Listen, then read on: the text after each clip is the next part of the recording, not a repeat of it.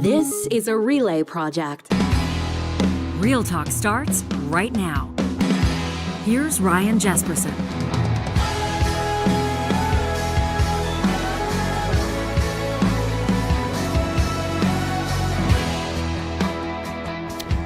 We've got a wake-up call for you coming up on this episode of Real Talk. And don't worry, this isn't us talking down to or at you. We will be part of the wake-up call. John, we will be woken up, I think. That's what we're predicting in about 10 minutes from now when we check in with Nejolla Korris.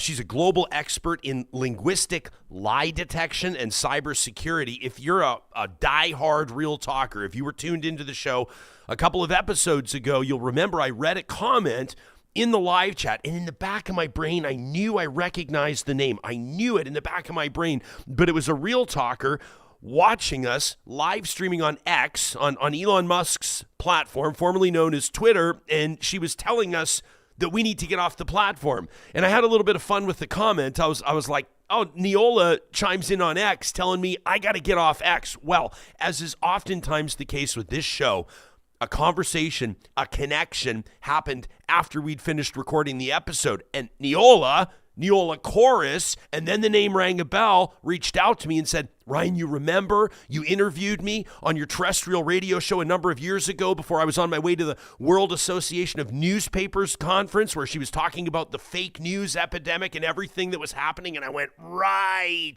And she went, I'm still on X, by the way, because I use it to monitor extremist activity and attempts to purvey or to promote misinformation, disinformation on the public. And I went, Nejolla, we got to get you on the show. So coming up in about 10 minutes from now, we're going to check in with her. I mean, she's been awarded big awards. I mean, the Queen's Diamond Jubilee Medal for what she's done in linguistic lie detection and sticking to the truth and sounding the alarm for folks.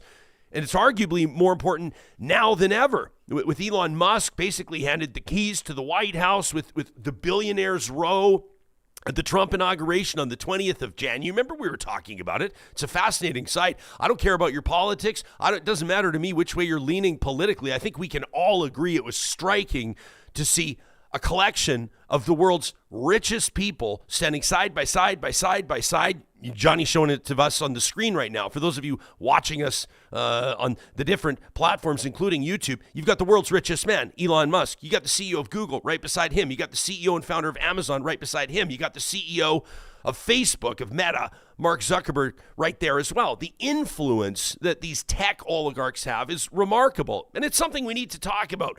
Now, I acknowledge that some of you are going to be watching us on the exact platforms that will probably fall under scrutiny today. And I acknowledge that we use those platforms ourselves. So I pledge to you today to be open-minded, to be introspective, and to take a look at what Real Talkers are saying in our live chat as well, plus our email inbox. I don't have to tell you, if you're part of the majority of this audience that catches the show after we do it live, you can send us an email anytime. Your thoughts will keep this conversation going. Let us know how your behaviors have changed. Let us know what social media platforms you've departed or you've signed up for. The ones that you have good reason to believe were more harmful than good in your own personal life, your professional life, or otherwise.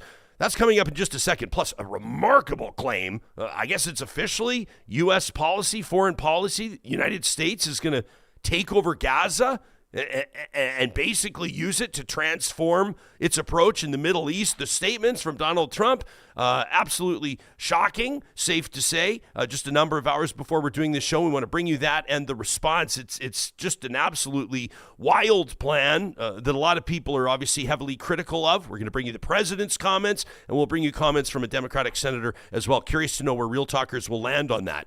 This episode of Real Talk is happening with the support of Alberta's top online real estate school. That's Relo online at relo.ca, where better real estate training starts.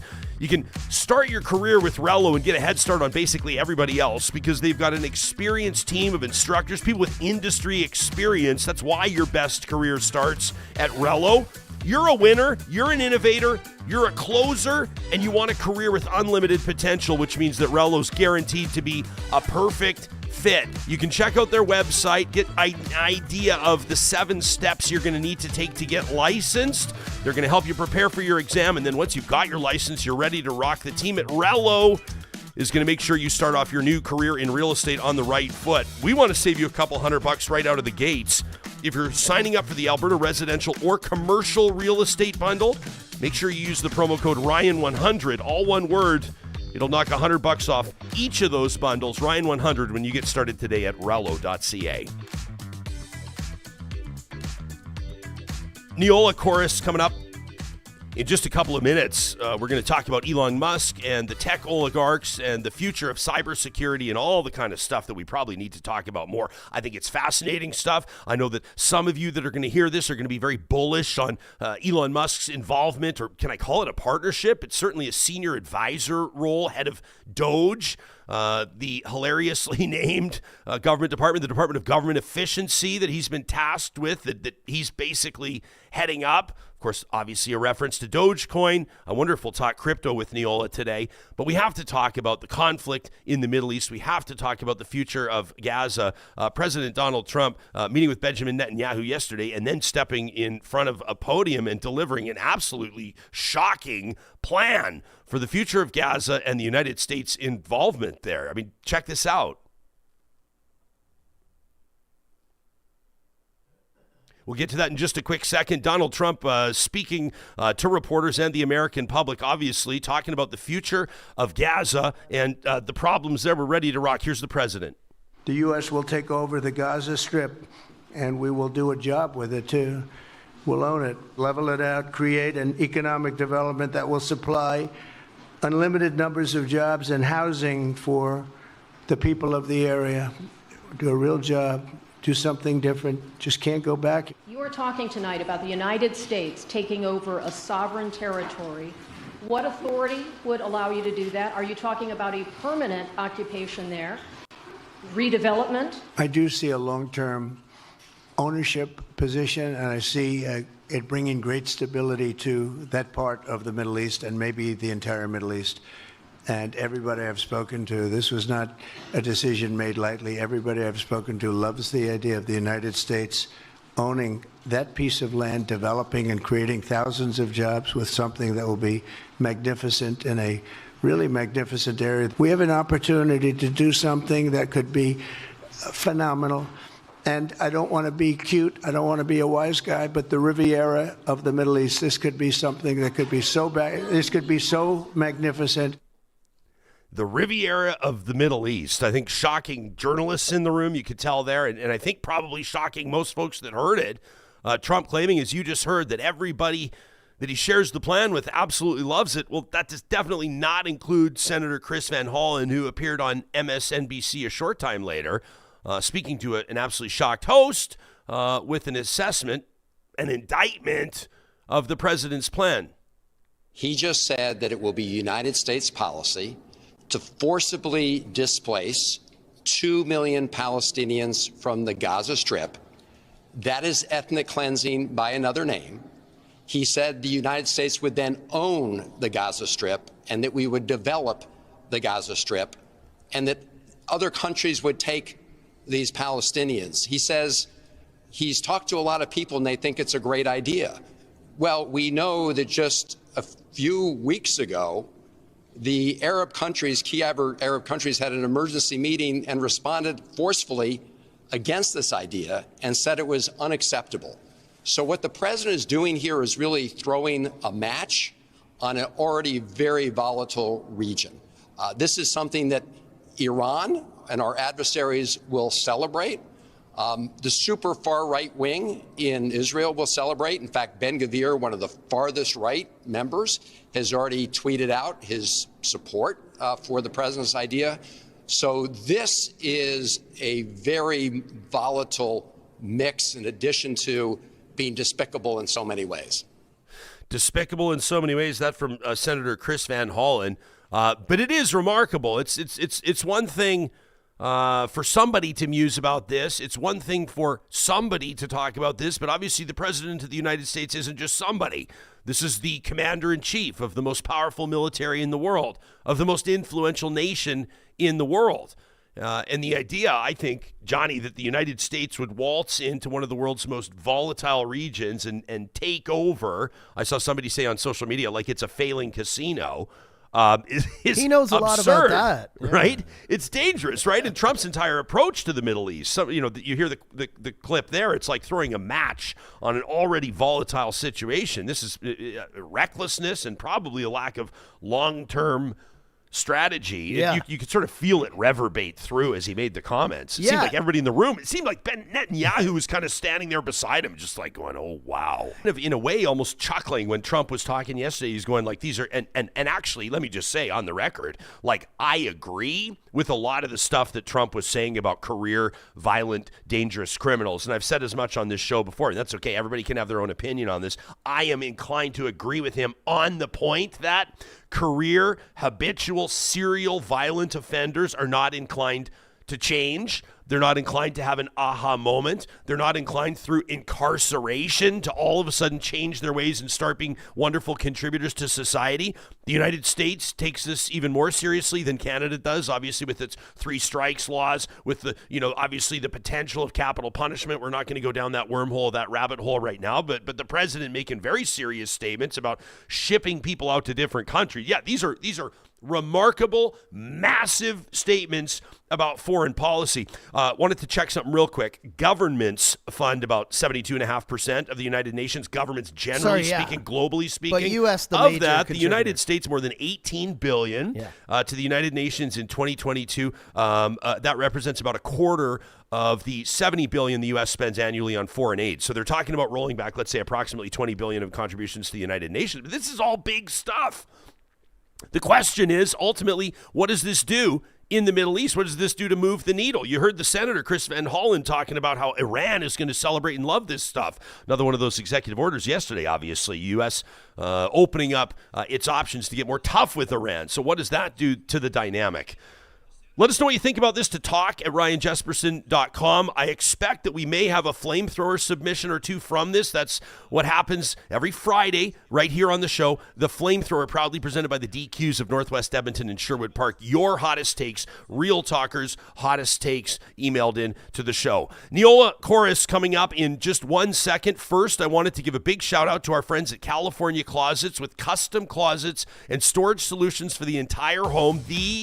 They're designers, they're installers, the best in the business in making the most of your space with their custom organizational systems.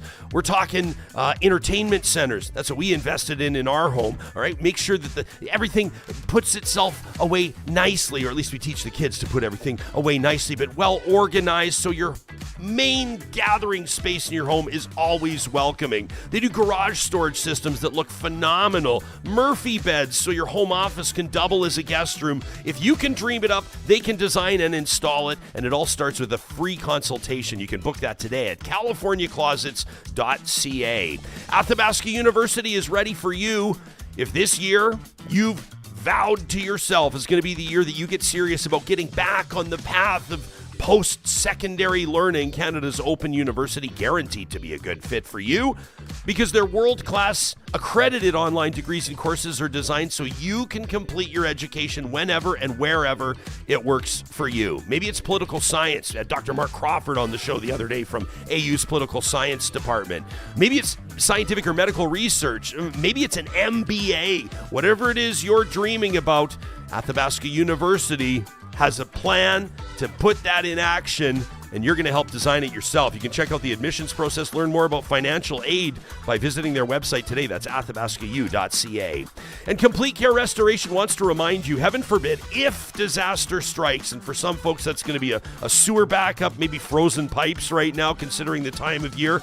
Maybe it's asbestos or black mold discovered during what you thought was going to be a nice, simple renovation, one you're doing yourself. You don't want to let that stuff sit. You don't want to let that stuff get worse and worse as it sits. Complete Care Restoration wants to let you know you can experience the peace of mind that comes with expert care. They'll work directly with your insurance company to make sure that that is handled stress-free. You can find them online at completecarerestoration.ca. Nejolla Korris coming up, a absolute expert in the space of online threats, Basically, that's her wheelhouse. That's what she's been recognized for. But let's set the table. This is the moment where American governance has officially crossed over into Silicon Valley oligarchy. Critics are sounding alarms. The U.S. government's being sued by major unions as Donald Trump hands Elon Musk, SpaceX, obviously, X, Tesla, and the like, an unelected, unaccountable, and very powerful position inside the U.S. government under the guise of efficiency. And when the memes are flying around about Doge, and we may chuckle about the Department of Government efficiencies, it's not a joke, right? This is a fundamental shift in how the United States operates. And if you're not alarmed by it or struck by it, you're probably not paying attention. So, here's the deal spelled out. This is a private citizen with major business interests, the richest person on planet Earth, including aerospace, defense, energy, AI. Remember, we talked about this a few days ago. Social media, how we communicate, how information is shared, and now has direct access to sensitive government data and policy decisions. So that means that a man that personally profits from American military contracts and federal energy subsidies and global communication infrastructure, Starlink, now has the inside track on government decision-making. And you probably don't need a PhD in geopolitics to see how this could be a real problem. Like, how does this not end with Elon Musk's companies receiving even more favorable treatment, massive tax breaks, or exclusive contracts? But here's the bigger concern, the national security threat, the kind of data that Musk now has access to, everything from classified defense strategies to real-time federal communications. He controls the Starlink satellite network, a critical asset in modern warfare and diplomacy. Just look at how it's being utilized in Ukraine. Is now sitting in the room when the U.S. decides foreign policy. That means he's in a position to influence or maybe interfere with military operations, intelligence sharing, and crisis response. This is the same Starlink network, remember, that Elon Musk reportedly restricted during Ukraine's counteroffensive. Remember that? Making himself an independent actor in a global conflict. And now he's embedded in Trump's government. So the other immediate threat probably is public safety, and here's where our expert voice will come in. Elon Musk has long advocated for the removal of government oversight in fields like transportation and AI and automation. And with this new role, he has a direct line to gut regulations, essentially, that keep people safe, that keep people on the roads and in the sky and online. So how long before safety standards are rewritten to accommodate his businesses? We're already seeing federal employee unions suing over access to information concerns. Government says they're read-only, don't worry. But the worry's not just inefficiency, it's the possibility that critical oversight and whistleblower protections are being dismantled. Senator Chris Murphy was spitting fire yesterday as Musk's influence increases, as his profile amplifies. And here's what Senator Murphy had to say to the American people.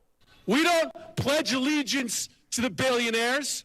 We don't pledge allegiance to Elon Musk. We don't pledge allegiance to the creepy 22-year-olds working for Elon Musk. We pledge allegiance to the United States of America.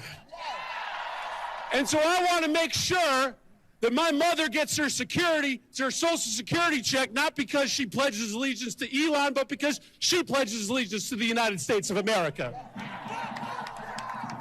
I want to make sure your neighbor gets their tax refund, not because they pledge allegiance to the billionaire class, but because they pledge allegiance to the United States of America. And so we have work to do right now. Every single one of us has a responsibility to stand up to this fraud. And it is true, we have to reach out to everyone in this country, conservatives. So this is Senator Chris Murphy. I'm not sure about the comment about creepy 22-year-olds. I thought that was, I'm not sure that part was necessary. I think there's probably some pretty bright young people working for Elon Musk. But still, you take the point. The senator's trying to get everybody's attention, and I think it worked. Nejolla Korris is a global expert in linguistic lie detection and cybersecurity with a focus on social engineering and social media risk. She's the CEO of Interveritas International, where she helps clients and organizations train their teams to identify and mitigate risks related to deception and online security threats. She holds a degree in law from Carleton University, and in recognition of her groundbreaking contributions to the field of linguistic lie detection, Nejolla was awarded the Queen's Diamond Jubilee Medal in 2012. It's a pleasure to welcome her to Real Talk. Thanks for making time for us, and welcome to the show. Pleasure to be here with you, Ryan. Is Senator Chris Murphy overreacting, or did he hit the nail on the head? Hit the nail on the head, and if people aren't screaming and jumping up and down, there's a problem. Well, take us into this. Take us into it, Nejolla. Oh, sorry. I thought take a listen to this. No, sorry. Yeah. No, look, there's a massive problem. The second that Elon Musk was granted access to the Treasury records, I thought, we need to deal with this. As Canadians, we need to deal with this threat and understand what it can, how it can impact us. And basically, there's been a saying in geopolitics for a long time, he who controls the information holds all the power.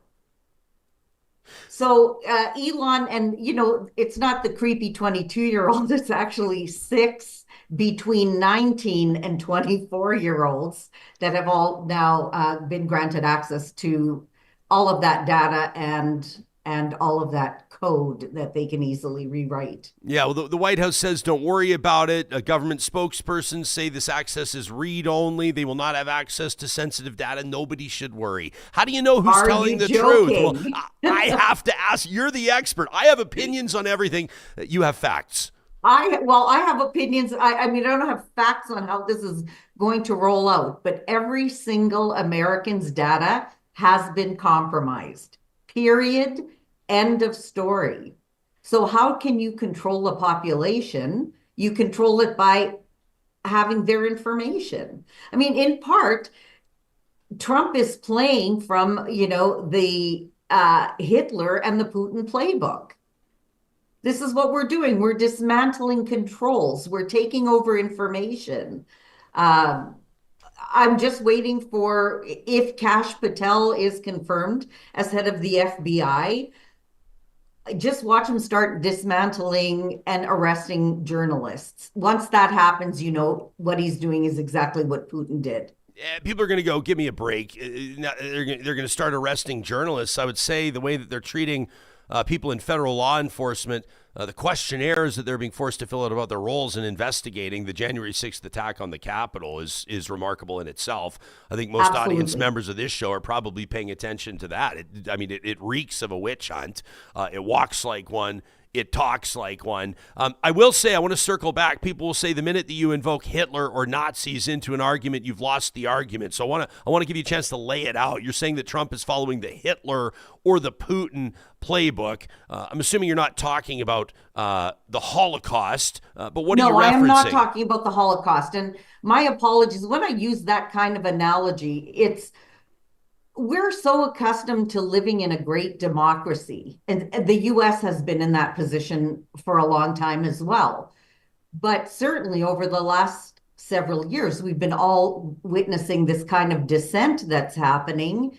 And, certain extreme movements are growing. So what does somebody want to do when you have that kind of power is to build on it. Does Donald Trump want to do what's best for the American people, or does Donald Trump want power? So, we're getting into like the political argument, but it's what we need to be aware of is everybody who is on the internet has basically been given a set of car keys when they didn't know how to drive.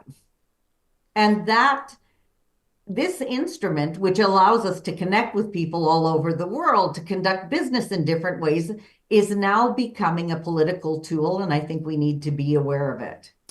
Jillian's watching us live on YouTube, checks in on our Real Talk live chat powered by Park Power, says America can't withstand that. That country has too many guns and a lot of Luigis. Obviously referencing Luigi Mangione. Says this won't end well.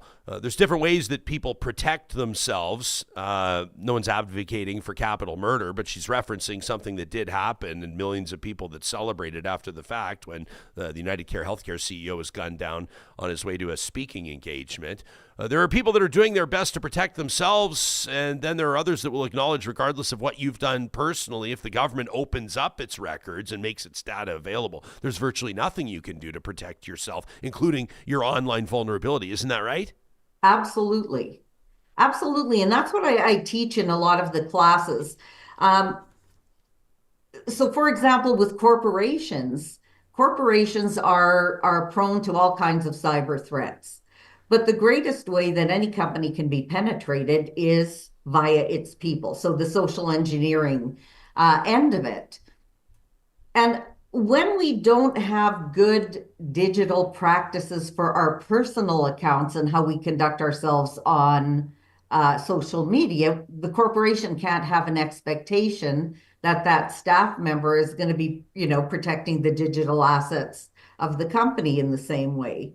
And people have been, social media and all of these, tech billionaires have just sucked everybody in. Let me give you just a quick example. So LinkedIn, many business people have a profile on LinkedIn. That's where they collaborate. That's where they meet. And LinkedIn recently put in the option that you can have a verified profile. So what do you do to get a verified profile? You have to send them a piece of government issued ID. And my question is, why? They don't need it. There are different ways to find out whether a profile is a legit human being or not.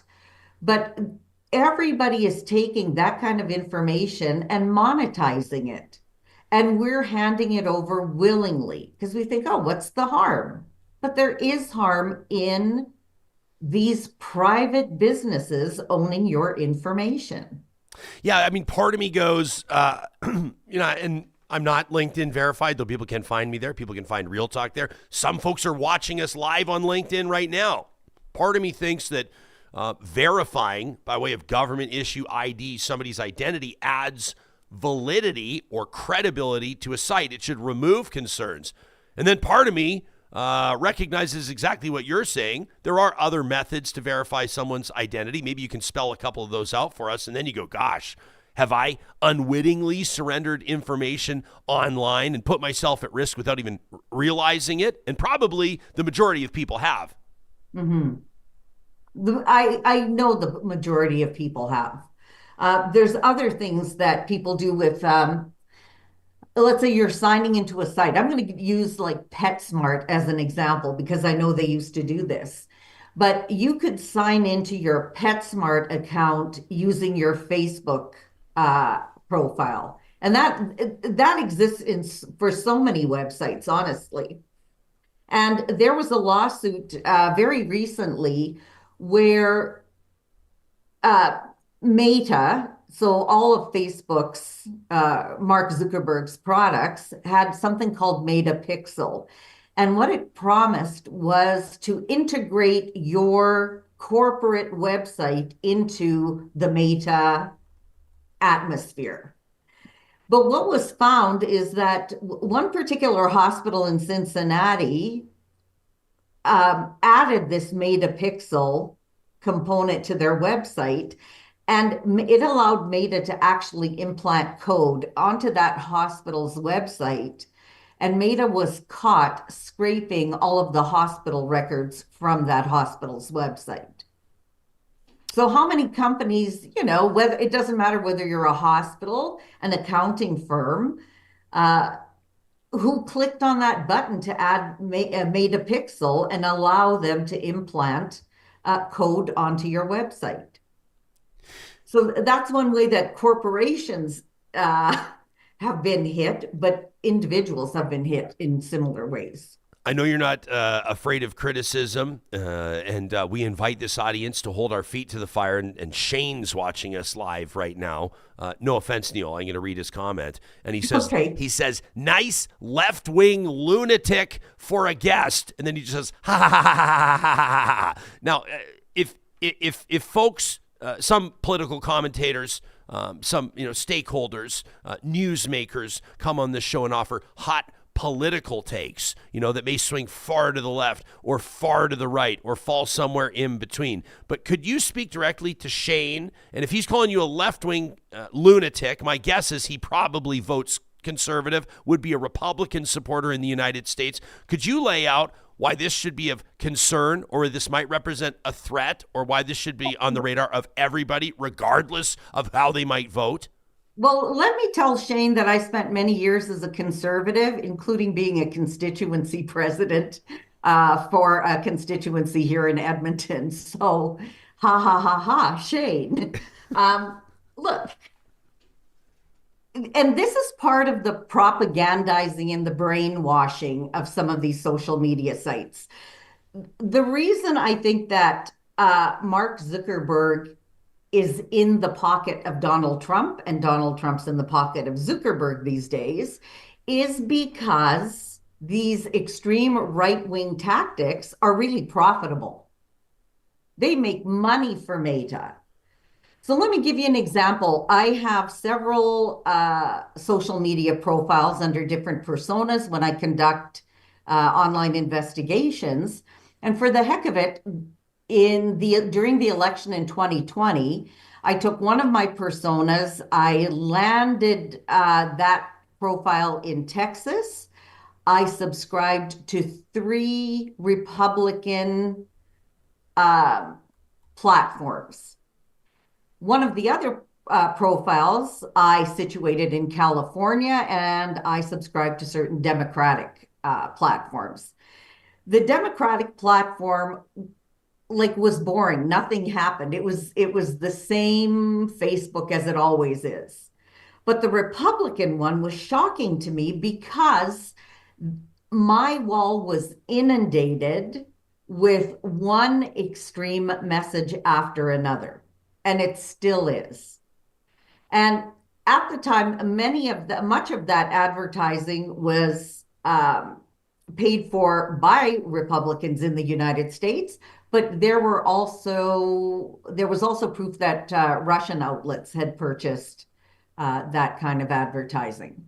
So, Shane, you can support whomever you want to support, and it's really easy. Social media has really taught us if there's somebody with a dissenting opinion to yours, you're going to call them a left-wing nut or a communist or whatever you want to call them.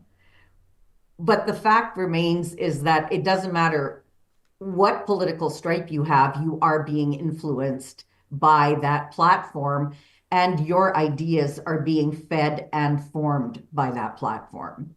I think what I'm saying may be obvious, but one of the reasons why folks may want to politicize this, why Republican supporters may want to support, the appointment of Elon Musk, these incredibly powerful positions and roles as senior advisor to the president. I think they're calling him a special government employee is his official title, is because they're doing a good job. The Trump administration doing a good job of presenting information USAID was sending, tens of millions or all the millions and millions and millions of dollars of tampons or condoms to Hamas.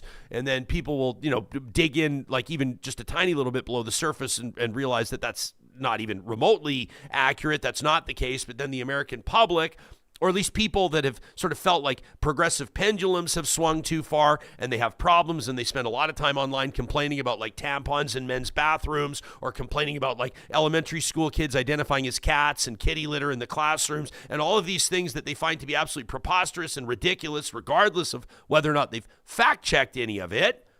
They see Donald Trump vis-a-vis Elon Musk as the antidote to that lunacy, right? They see this as the United States returning back to becoming great again, to becoming common sense again. And they'll say, well, what could possibly be wrong with a wildly successful and wealthy entrepreneur like Elon Musk joining another successful, somewhat debatable, real estate developer in the Oval Office? What could possibly be wrong with bringing in 2 of the world's most famous, most influential, most successful, most visionary people to make America great again?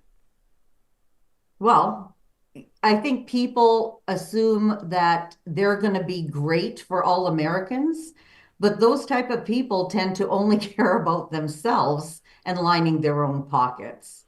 Actually, Ryan, I took a look yesterday at that profile that's situated in Texas.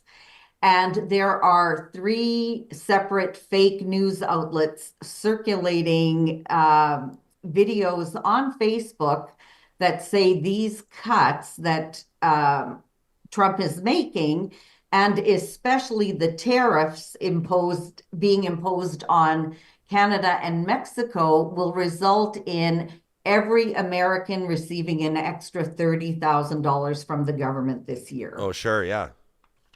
Yeah. Everybody's got to get excited about that, wouldn't you? Yeah. Totally. Just waiting for it to arrive. How's Canada responding to this? Like, I know that you feel sort of like in a way that Canada shot itself in the foot, in this entire scenario. Well, you know what? I feel that Canada has shot itself in the foot in many ways. So if let me back up a little bit and say it was Stephen Harper who instituted the anti-spam legislation. So that was supposed to stop all of these, Nigerian princes offering me money. But really, all it did is hurt good Canadians trying to do business. So that kind of legislation, some dude sitting in Nigeria isn't going to go, oh, Canada has anti-spam legislation. I'm not going to scam their citizens. So that's one thing. Another thing, in 2021, it was Bill C-18, about the big fight with social media platforms about not compensating Canadian news outlets.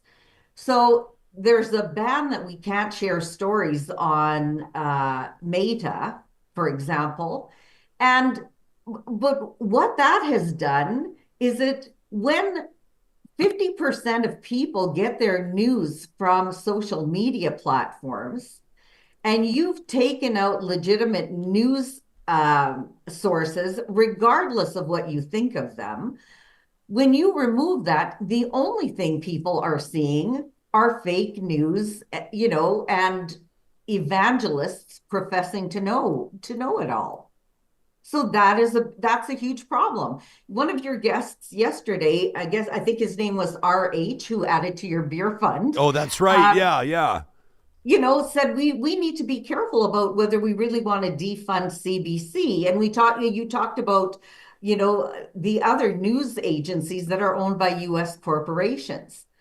And Canada has instituted a lot of privacy legislation, but what have we not looked at? We have not looked at the dangers of social media. So let's get to it. It doesn't matter what party's in power. I think it's time that our governments take a stand to protect the privacy of Canadians on social media platforms. And it's not that hard. The EU has already spent a heck of a lot of time building similar legislation. Let's take a look at it. Let's do something. In our live chat powered by Park Power, your friendly local utilities provider, Justin of Balgoni says CBC has had awful programming for decades. They offer no value. Very next comment, lightning rod. I love the CBC. If anybody was curious, not everybody agrees on the CBC. I'm not drawing a direct line. It's not a direct comparison. The CBC and NPR, different entities certainly, but NPR in the United States. I'm not sure if you saw this, but the ex-owner, Elon Musk, what does he have, Johnny? He has something like 225 million followers or something like that. Too many. Yesterday calling for NPR to be defunded. Remember this, you also have to consider, this isn't just Elon Musk. This isn't just, some of my best friends are Elon evangelists. They think he's brilliant. They love what he does. They buy everything he sells. But this isn't just the quirky entrepreneur. This isn't just the guy that wants to put humans on Mars. This is like the senior advisor to the president of the United States. So when he speaks, we have to pay more attention. It carries more sway now than before, which was even a lot then. But Elon says defund NPR. It should survive on its own. And then he posts this clip. Johnny, let's play it. It's just about 10 seconds. But this is Catherine Marr, who's the CEO of NPR, speaking recently. I think our reverence for the truth might have become a bit of a distraction that is preventing us from finding consensus in getting important things done. So there you have it. It's like a 10-second statement talking about basically abandoning reverence for the truth. Cherry picked out of a speech, sure. Everybody does it. We don't do it on Real Talk. People will notice that. Not a lot of 10-second clips on Real Talk. But so says Elon Musk, defund NPR. What do you make of it? Oh, but this is sort of the Soviet playbook, where first of all, you create distrust of traditional news sources. Then what you do is start developing your own, and then you control the narrative. It's been well documented. If people want to read about it, there are great books. There's one called The Red Web that talks about sort of the evolution of how Putin started controlling the internet space in Russia and more broadly. So it doesn't surprise me at all. It's part of the despot's playbook. These people who claim that they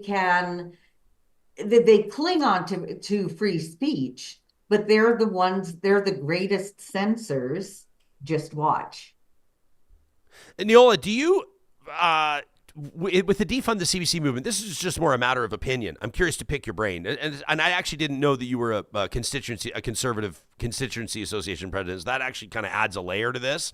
In Canada, the defund the CBC movement it's not new, but it feels to be more of a conviction from Pierre Poilievre than previous conservative leaders. I don't know if you'd agree or not. Maybe it's just a recency bias with me, but it's the type of thing where I think more people, this is anecdotal, but people that come up to me at hockey games and grocery stores and ask questions and say, what do you think about this? They're asking more about Pierre Poilievre defunding the CBC than they have about previous conservative leaders talking about it. Okay, Andrew Scheer talked about it a little bit and the like. Here's the question, then I'll hand the conch over to you. Do you think that this is a play to eliminate fiscal inefficiencies? CBC has a pretty decent sized budget, or do you think there's more to it of defunding the CBC? You often find conservative politicians claiming that they're not getting a fair shake from Canada's national broadcaster. Well, look, I think it's a ploy because platforms like X really amplify and promote Poilievre far more than the CBC would. So, regardless of what any of us think of CBC, when you're a government, it's not only about fiscal efficiency. There's a responsibility to fund things for the people, and that includes culture, that includes media, that includes helping the less fortunate. It's not just about fiscal efficiency. Like, where did we go thinking that's the only role of government? Government is there to protect the public trust. And I know we're kind of veering quite far off, like just from this is what we looking at a cyber side, but from a political side, like it's a ridiculous argument, because then all we're left with is American-owned media. And why in the hell would we ever do that to ourselves? In our live chat, who's this? What was this meatball auditor? I feel like I've been a meatball auditor. I've had some remarkable sounds meatballs like a good over job. the past. A meatball auditor sounds like a great job, like meatball quality control. Meatball auditor says the CBC is a DEI hotbed, diversity, equity, and inclusion hotbed. Dubious says CBC is a national treasure. All that warms my heart is pointing out that the same comments are appearing back to back in the same live chat, watching the same talk show. So this is a credit to Real Talkers. Lightning Rod's comment, in contrast to that, said, "We are heading to billionaire-only news." I like that comment. Yeah. Well, look, and I mean, that's you look at sort of the rise of Rupert Murdoch, who met with the president, by the way, just a couple of days ago with Fox, but and then of course Turner and CNN and the advent of cable news, and that was kind of a new thing. What was it now? Probably 30, 35 years ago, the days of like Bernard King and those, the legendary anchors, Christiane Amanpour's debut. I'm getting off track now. But you look back to those days of cable news, but there were still robust and healthy newspapers, many of them community-owned, many of them community-centered. You looked at, I remember obviously when Johnny and I first came into the business, and I'm even a little bit older than Johnny, Nejolla, when you used to appear on my terrestrial radio show, it was healthy. Right? There was healthy competition. There'd be 5 or 6 AM stations on the dial, 35 radio licenses in the city of Edmonton, just 1 million people. Let alone the rest of the country. People had options. It's not the case anymore. American hedge funds own Post Media and make decisions that have nothing to do with editorial integrity. Independently owned newspapers are gone for the most part. It's why we celebrate outlets like when we have Mo Amir or Linda Steele, Jody Vance, others on the show from Czech, a TV station in British Columbia that's employee-owned. There's a reason why we partner with them. There's a reason why we point out how cool it is that they're employee-owned, because it's so rare and because so few outlets are surviving anymore. I don't know that a lot of us have looked too far into the future. For us, it's a professional reality, so we do. But for a lot of people, I think that the cat's out of the bag, and the cat's been out of the bag for a while. The horses are out of the barn. Whatever animal metaphor you want to use, I don't know that you ever get back to a point of a healthy media landscape. And I'm not trying to be a doomsday prophet, but I'm just calling it how I see it based on what's all around us and obvious. Absolutely. But I'm completely anti-monopoly on several things. Media outlets, vet clinics, it's a problem. And we keep selling out instead of being independent, and we say, let's support small business. Well, yeah, but that means we have to start backpedaling on some of these, money only grabs in scenarios like that. Maybe our government needs to fund the CBC and then fund yet another outlet. Would that make people happier? I don't know. What do you, I don't know. What about the 6? I may be comparing apples and what's close to apple. I don't know. Apples and oranges are too far apart. Apples and potatoes actually are kind of close if you think about it.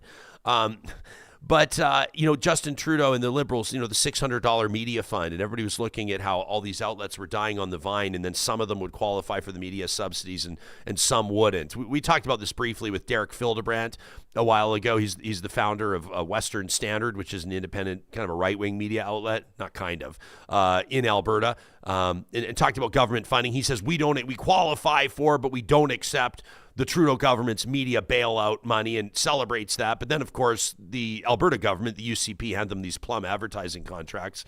Nothing against Derek for taking them. We would probably take them too, to be quite honest, to remain viable.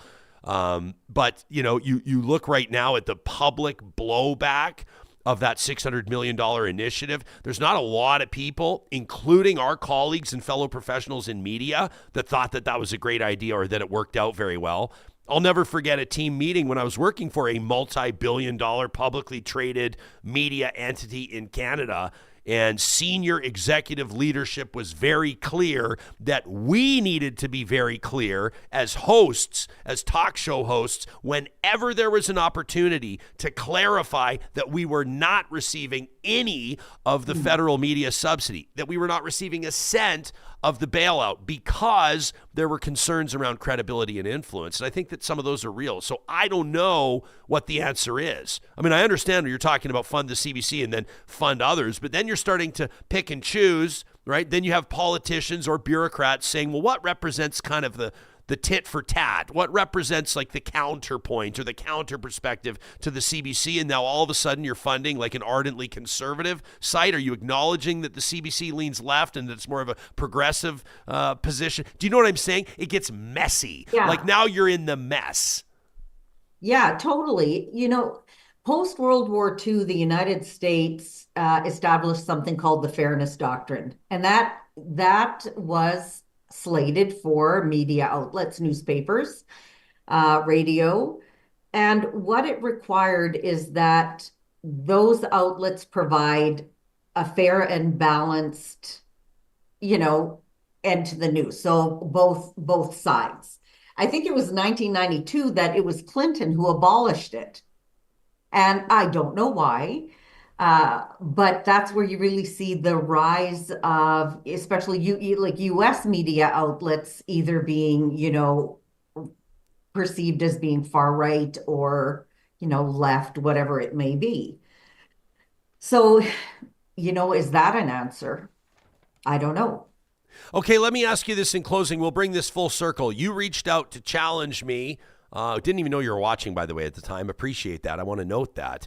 But you reached out to me in our live chat. I thought it was ironic and funny that you reached out on X. You're watching us live on X. More people watch us live on X than any other platform, more than YouTube, more than our home on YouTube. So for us, flat out, behind the curtain, like Wizard of Oz style, we're showing you all the gears and mechanisms. We're telling you the truth. X is incredibly important to our bottom line, to our numbers. Our audience cares about it. Our sponsors care about it. It's a great way to amplify our message. We believe we're doing important work on this platform.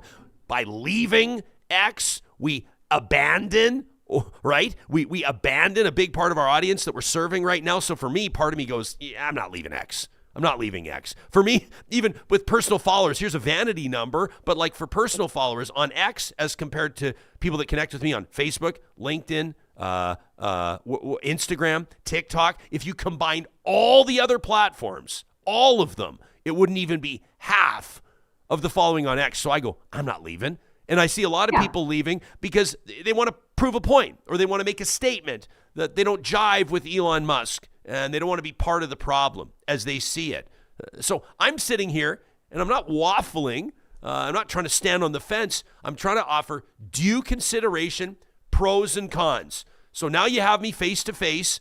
What's the argument to shut down my account? Which I'm probably not going to do. First of all, I don't just say shut down and abandon. Migrate, train your followers to go with you elsewhere. Open up a Blue Sky account for Pete's sake. You don't have one. I do have one. It's just I don't ever post on it. Okay. I get it. But I think that we need to stop feeding guys like Elon Musk.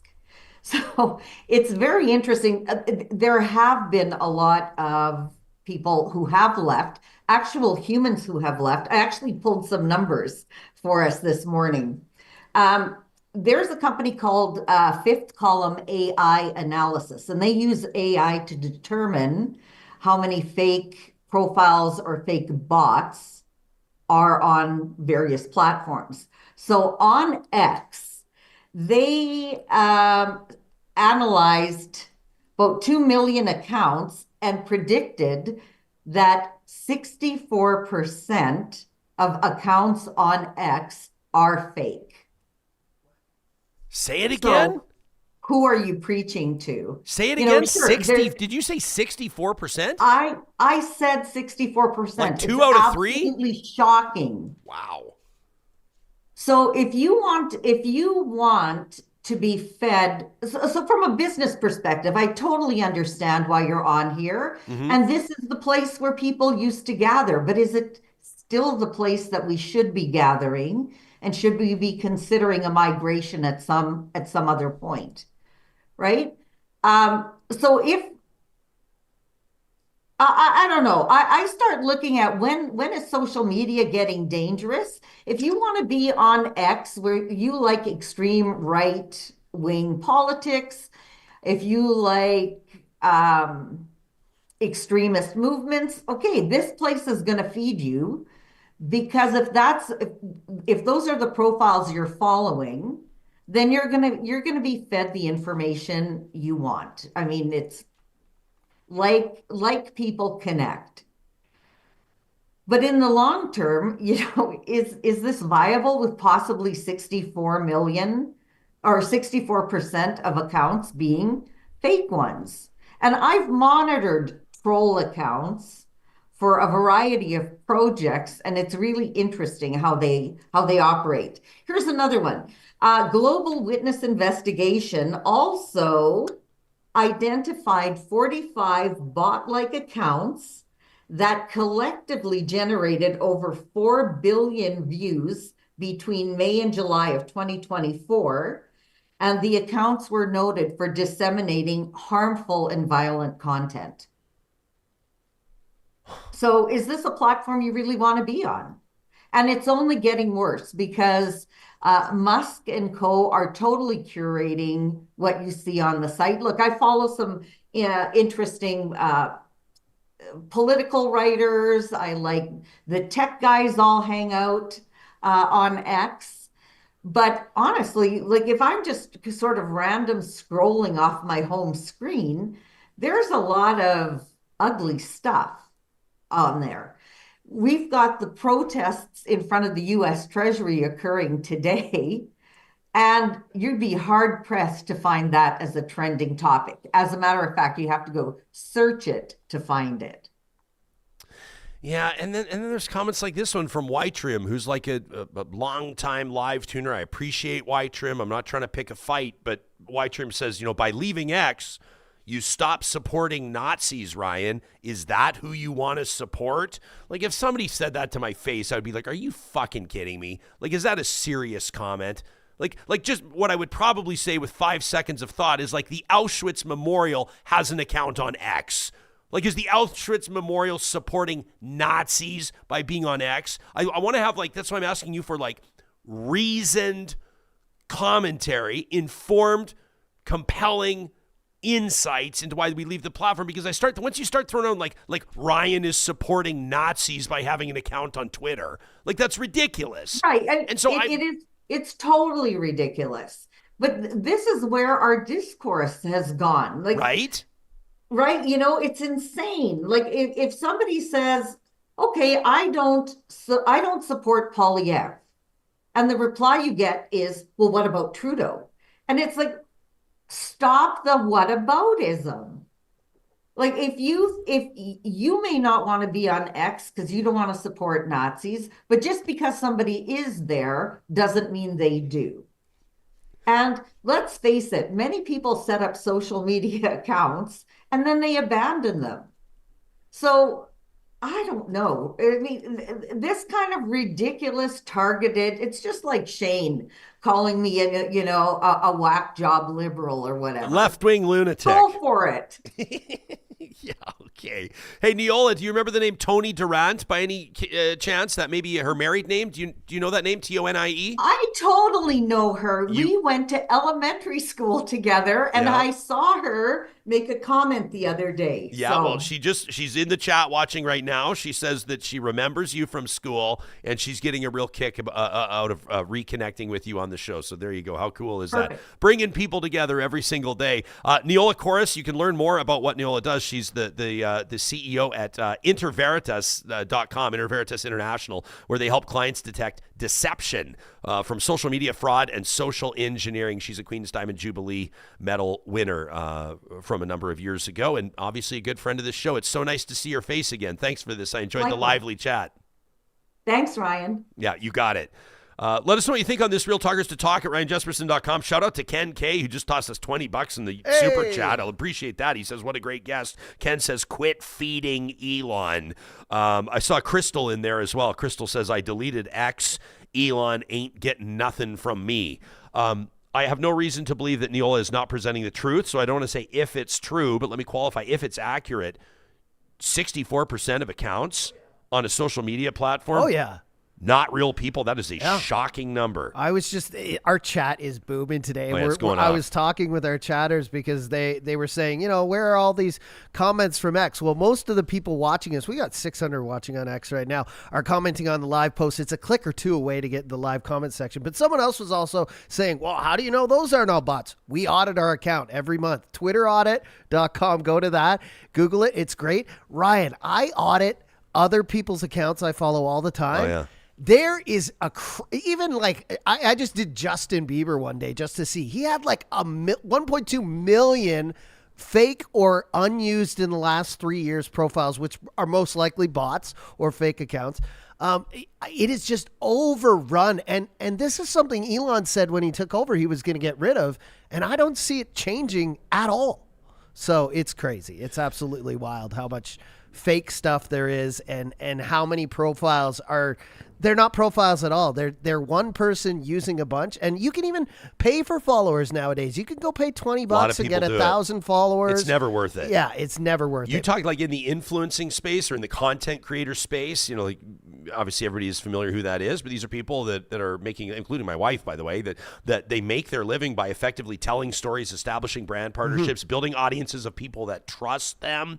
And then obviously part of their compensation is typically on partnerships with these brands. And, a good influencer will disclose the partnership, share something with their audience and say, really not any different than us.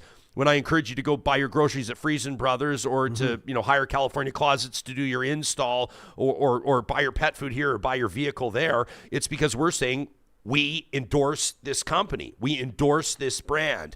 And you look at a lot in the influencer space right now, maybe not a lot of them, but there are always the curious ones, the red flags, especially for the people that have an understanding of how it all works and people that can sniff things out, like follower count versus engagement numbers. 100%. And it's obvious when some influencers have purchased, in some circumstances, hundreds of thousands of followers, even local ones that'll purchase tens of thousands of followers. And then you have these brands, whether it's a restaurant or a mall or a clothing company, a family service of some sort, that'll say, gosh, this influencer, this content creator has 110,000 followers. We got to work with them. Well, not if they bought 95,000 of them. You're not getting legitimate interaction. You're not getting legitimate connection. Shout out to Super Chat Ken, a legitimate connection. $5 in the Super Chat. Thanks, Ken. Cassandra. He says, here's some money for people I want to support from a real person. Ken, that means a lot to us. And also, a bot comment it's getting better with AI, but you can really tell. Like usually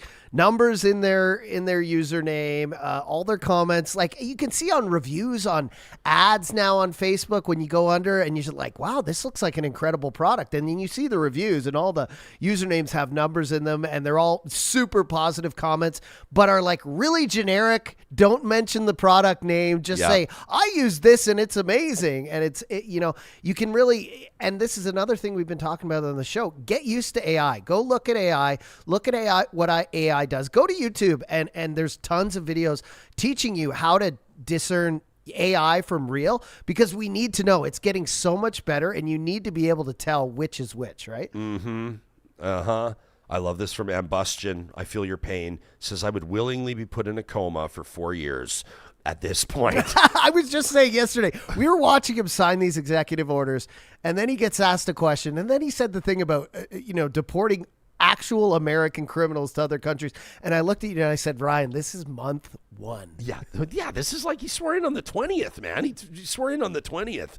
Let us know what you think to talk at ryanjesperson.com. We appreciate all the comments that we're seeing here. I wanted to take a second here. Why don't we step outside the news cycle? Every week, courtesy of our friends at Tourism Jasper, we have a chance to let you know what's happening in this crown jewel of the Canadian Rockies. As far as I'm concerned, the most magical place on planet Earth, and that is Jasper, Canada. It's My Jasper Memories, proudly presented by our friends at Tourism Jasper. And John, I'm excited to let you know this is a little bit self-indulgent, but excited to let you know that a project that our family worked on out in Jasper a short time ago is going to be released this week, and you're going to see it on Tourism Jasper's social media channels, on their accounts. You're also going to see it, of course, on their YouTube channel. We encourage you to give them a follow there, but we're excited. We're not going to play the video now. I'm going to show it to you and tell you a little bit about what's going on. If you're listening to us on the podcast, I just wanted to remind you their Venture Beyond series.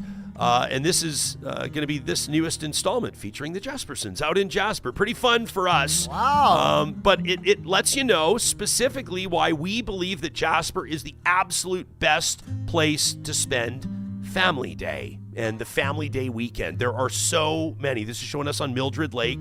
This is where our beautiful boy Wyatt had his first skate ever. He's now 9, so many years have passed, and now his little brother Noah had his very first skate on that exact same lake years later. This is just one of the amazing outdoor kid-friendly activities for households who want to make the most of Family Day, and Jasper unquestionably. Look at this, all the mountainscape behind us as we're skating. There's no better sound in winter, is there? The sound than skate blades carving into the ice. You can see Pyramid Mountain there in the background, and then of course Marmot Basin. This is like just one of our family's favorite destinations, riding the lifts together, from novice to extreme and everything in between. There are so many thrilling activities and discoveries to be had for even the smallest explorers, those that are maybe getting their first day out on skis or a snowboard, or maybe Papa and Grandma getting out on their skis for the first time in a while. Marmot Basin, a perfect gathering place for families. They're welcoming back visitors this season with open arms. Of course, there's also sleigh rides at Pyramid Lake, which we have absolutely loved in past. Cozy cabins in the cabin capital of Canada. Don't forget the pools. I mean, that outdoor hot tub at the Fairmont Jasper Park Lodge. Jespo loves a hot tub. Might be my favorite, whatever it is, 200 square feet, And 300 the square dining. feet. And then the dining too, right? And right now here we're showing you some of the dining options at the Fairmont Jasper Park Lodge, but there are so many wonderful restaurants and destinations in the town of Jasper that deserve your tourism dollars, that deserve your investment. And again, all of this on the Family Day weekend. Does it get any better than that? Well, quite frankly, the answer is no. If you check out the show notes, we're going to punch in a new blog that you can find on their website. Of course, the website is jasper.travel, but 5 ways to celebrate Family Day in Jasper National Park. I encourage you to check it out. An absolutely wonderful spot. And I also wanted to let you know about something, Johnny, that's happening a little closer to home for us back here in Edmonton in support of Jasper Raft Tours. You know, this is a business, a long-time business in Jasper that has welcomed countless people to the Athabasca River, seeing Jasper and Jasper National Park in a bit of a different way, in such a wonderful, unique way. This is like just a low-rolling ride that is so relaxing, so tranquil. We were watching wildlife along the banks. Johnny, we're just staring at these magnificent trees. Mm-hmm. Obviously, this summer it's going to even look a little bit different as Jasper bounces back from this natural event, this natural disaster that it experienced. But here's the deal. The team at Jasper Raft Tours could use some help. And so this weekend, to help them bounce back from the wildfire, folks are going to be gathering in Edmonton at a very special event. It's coming up on February 8th. Okay, that's going to be this Saturday at the Edmonton Convention Center in Hall D. You can find all the details on Facebook as we invite you to enjoy the night with us at the Edmonton Convention Center. It's Raise the Raft. I love that. Hosted by Elements Day Spa and DJ Quake. They've got live country music performers. I know you're buddies with him. Whoa. We both know the Brass Tactics. It's like the most fun live band, I think, in Edmonton, the Brass Tactics. Great entertainment. Violette Coquette is going to be presenting a burlesque performance. They're going to have contortion artist Lindsay Marie Entertainment there. Contortion artists. Oh my gosh, I'm so far away from that. They're going to have the Flying Foxes Aerial Collective, a silent auction, a whole bunch of other stuff going on. You can get the information and get your tickets. Just either check out Elements Day Spa on Facebook, or we'll link to it in the show notes as well. That's coming up on the 8th of February this weekend. Doors open at 7. It's Raise the Raft in support of Jasper Raft Tours. We want to see them back on the river this summer, this late spring, and I can't wait to get back out there and support them as well. These are just a couple of the options that you have, including making your plans for Family Day weekend, which is coming up in a short time. It'll be here before we realize it. You can start planning your Jasper getaway by visiting their website. That's Tourism Jasper, of course, online. All the options there for you to peruse at jasper.travel. DJ Quake, one of the best DJs in the city. That's going to be an incredible event. That's going to be awesome. One thing I've noticed about you DJs is that you guys, it seems to be like a pretty supportive community. Like, it doesn't seem to be cutthroat and competitive. It seems like everybody likes to lift each other up. Yeah, you know? I would say most cities now and communities with DJs, you know, because there's so much going on. There's so many events. There's hundreds, thousands of people getting married every year, corporate events. There's enough for everyone to eat in our space, right? And lately, with the economy and with people struggling to find work, it feels like ours hasn't been affected. Of course, during COVID, when there was no events, we felt it like everyone else. But it just feels like there's always a slice of the pie for everyone at every level. So I think that's why we are so happy with each other. Like there's a little competition. We want to say, our setup looks better than others. Sure, or obviously. whatever. That's healthy. But for the most part, we're all happy because we're all eating right now. And we know how hard it is for a lot of other sectors of industry right now, people finding work and the economy. It's just hard. Yeah, well said. I wanted to get to a couple of comments, and I didn't even know that Nejolla was a former CA president. They call him Constituency Association president. That kind of added another layer to her expertise and to her experience in talking politics. The defund the CBC stuff, government investing or government bailing out media entities is always an interesting conversation. We acknowledge our own bias in this. I do want to be clear, just to put it on the record, Real Talk does not receive government support nor government subsidy. We're a private business, and we operate as a private for-profit business. We don't receive government funding, but government advertising is an interesting one. And I did kind of, I don't know if I'd say debate it with Derek Fildebrandt, but we talked about it a while ago. You remember this when Mark Carney's campaign team, Stephen Carter and the folks wouldn't let the Western Standard reporter or the Western Standard commentator, let's say, into the launch event in Laurier in Edmonton, and then the cops came, and then it was this big thing. And Bunny Slippers with an interesting comment on our live chat says, if the consensus is to stop all government funding for media, then that's got to include right-wing media as well. No banner ads, no grants, no nothing. And I just wanted to comment to a certain degree is like, number one, whether you're talking about like NPR in the United States or whether you're talking about the CBC or even however we process or analyze or present things like government subsidies for media.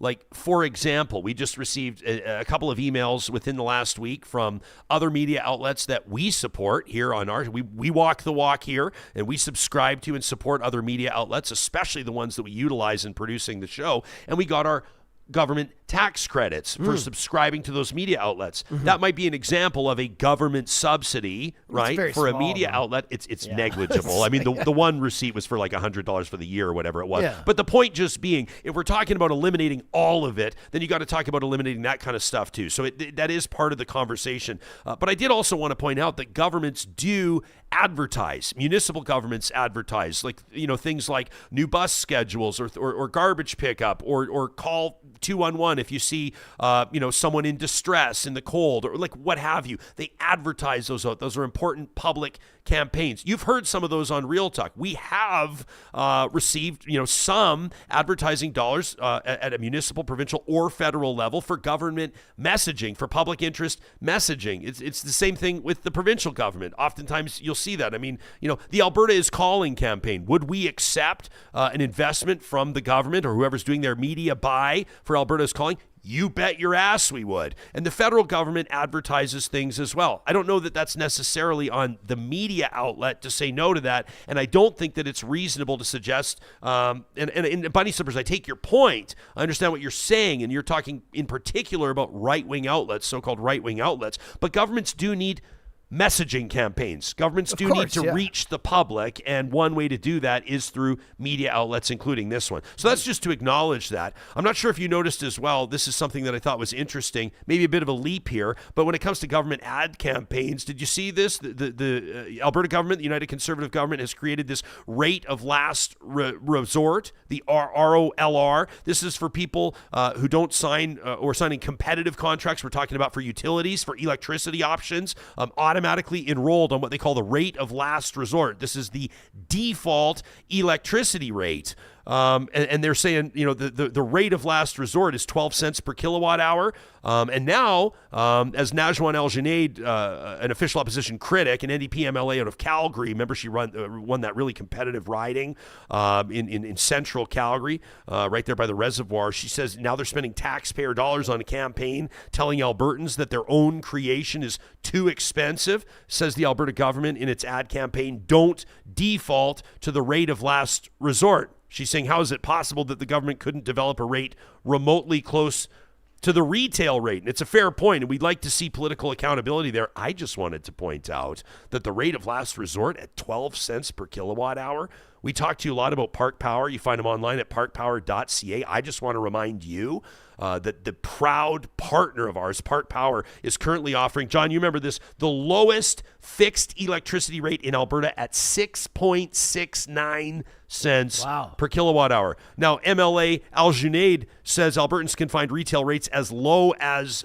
7 cents per kilowatt hour. By listening to or watching Real Talk, you are now privy to a rate even lower than that.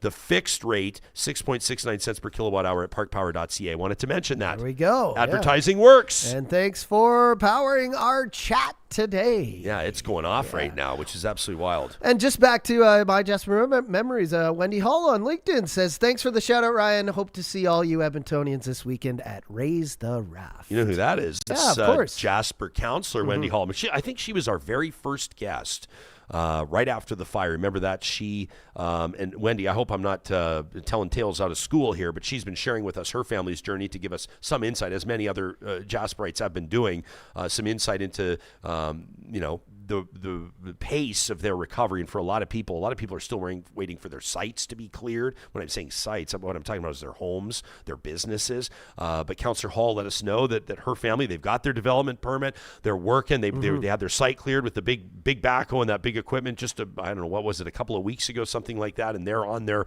road to recovery, and our thoughts are with everybody there that's still, walking those hard miles. That's obviously a big road back, and we're thinking of you, and we've not forgotten about you just because the season has changed, just because there's other things happening in the news cycle. Meatball Auditor says, I have no problem with Western Standard charging for ad space, nor do we. Says, but, we want to point out and put screws in open holes. Pseudoscientist says the fact that you can talk crap on social media platforms proves free speech. Says the left has lost the right to say what is factual or moral.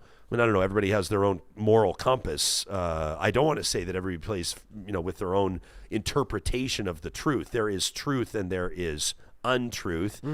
But I do believe to a certain degree that there does need to be platforms with an ability for a robust exchange of ideas, for significant differences in opinion. But misinformation and disinformation is not that. Yeah. It's people operating in good faith on these sites being influenced by those that are not playing by the same rules. 100%, especially new joiners to social media. I feel like they believe it. You just said untruths and truths. There's a lot more. I can see now a lot more. There's AI, but there's also other people pushing. You have to sift through so much untruth to get to the few truths that are being posted every day, because people are, everyone knows how to use Photoshop. Everyone knows how to create a meme and make it look like a news article and have people believe it. I mean, we saw it during the Olympics with the boxing, and now it's happening with just about every news story. You see a news story come out. That's what I would say. That is the one thing about X that can't be beaten. Immediate news stories that come out, it's great for. You see real news. But then within the hour after a real news story comes out, I see all the fake ones.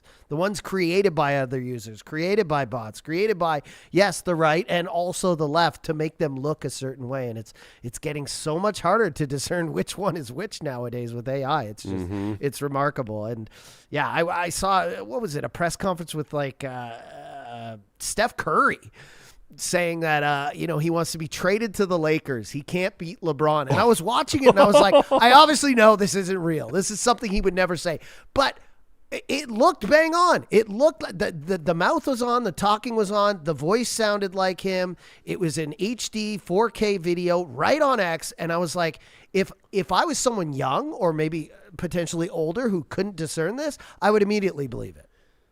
So are you saying maybe the Doncic trade to the Lakers isn't real? No, but I'm saying maybe this was AI? I'm saying the thing he said right away, I'm someone who follows sports, but someone who didn't follow sports would maybe believe that right away because it looked real, right? Yeah.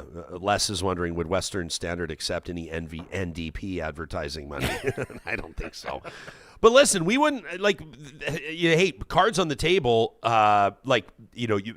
outlets, media outlets, you've got to make certain decisions on which advertising you'll accept and which you won't. We've turned down advertising that doesn't align with our values. But then we've had some other controversial ones that not everybody's loved. And we could get into that. But I think that we stand by the credibility of everything that we advertise, in particular, anything that I personally promote. If we tell you we're buying our groceries somewhere, that is where we're buying our groceries. If I tell you where I buy my suits, that is where I'm buying my suits. We're not going to bullshit you for our bottom line. That's a fact.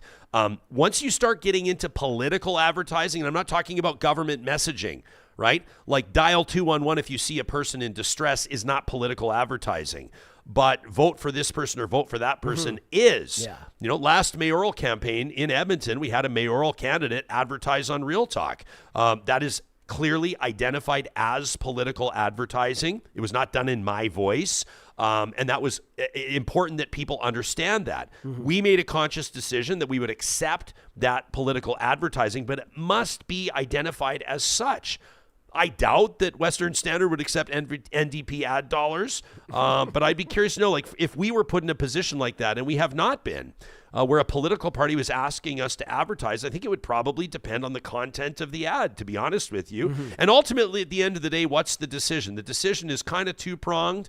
Maybe I'll think of a third prong as I'm laying it out, but number one, it's like, does the content of the advertisement align with the values of the show? That's more important to a show like this, an independent show, than it is to a big media entity, right? A terrestrial radio station is not going to put every single ad buy through a rigorous analysis of ideological alignment. No, but you in so can many fact ways check as we it, might. you know? Yeah, 100%. It goes through ad standards. It's absolutely checked there. I don't want to give the wrong idea. But for us, to be quite honest with you, you know how important our live chat is. You know how important our podcast subscribers are, our YouTube subscribers. You know how important our audience is, our Patreon supporters, those of you that have our back in the Super Chat, those of you that show up to our Real Talk Pond Hockey Classic, our Real Talk Golf Classic, those of you that support our fundraisers through the year. I'll be playing in the Alzheimer's Pro-Am coming up in April. Look at that. You're showing off the 3D printed Real Talk Pond Hockey Classic. Thank you, Noob. Try again. Look at Noob Try Again. Look what he built us for our studio. That's through his company, Bridge 3D Creations. That's Noob Try Again in the chat. But my point being, the audience and the supporters of this show are so incredibly important to us, and this relationship is important to us, that we take our partnership decisions probably more serious than bigger media outlets, right? Because it's our credibility at stake. We're reading these advertisements, these promotional mentions to you every single day using my real voice. This is me. Sometimes I flub up the words and you go, oh, I know for sure that's not pre-recorded. I know for sure he's reading that right now. It's a more important decision for us than others. So political advertising would be something that we'd have to think long and hard about. I get what you're saying. Like we wouldn't run an attack ad, you know, that was like, you know, directed against someone else, because we have both voices on. We try to have both candidates for anything that's going on. So I get what you're saying, but yeah, it comes down to, like, you know, your values, and also not turning off our viewers. We want both sides of the aisle, no matter how much people like to paint us one way or the other. We are trying to stay in the center all the time.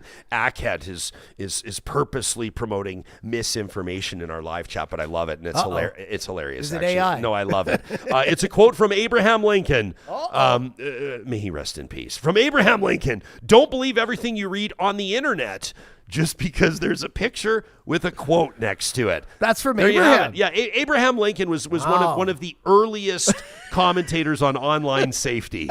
You'll remember, and I appreciate Ackhead reminding us of that. That's very important stuff.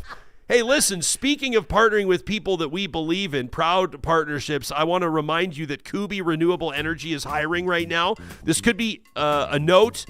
This could be a real opportunity for you or somebody else that you know that lives in Alberta, BC, or is open to moving to Western Canada and is looking for a new opportunity. Kubi is hiring through the winter months to make sure that they can hit the ground running. I guess I can't say that. I was going to say hit the roofs running. They don't. I've seen them. They all strap in. They got their harnesses. Safety Guys, is number one. Don't run on the roof. Don't run on the roof. Kubi does not run on the roof.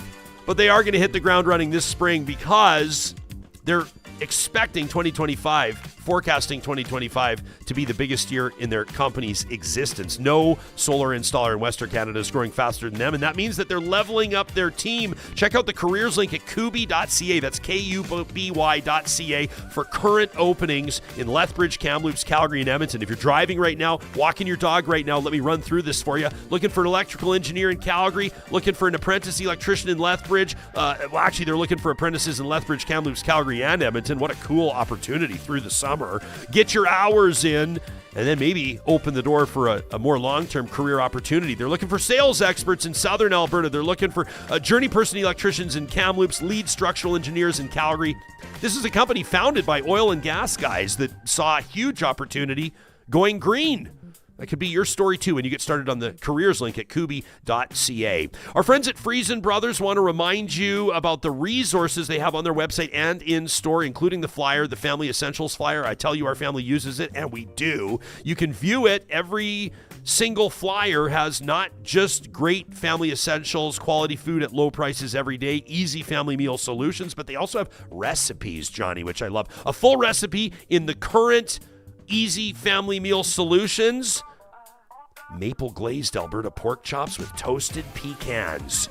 Anything with toasted pecans is good in my books. You can check out the flyer online at friesen.com or find them in one of their 16 locations. Friesen Brothers is proudly Alberta grown and Alberta owned. Hey, how well did Marshall McAllister do on the show yesterday? Very informative, very well spoken. I enjoyed every minute. This was his Real Talk debut, and Marshall absolutely nailed it. He's the president of North Road Investment Council.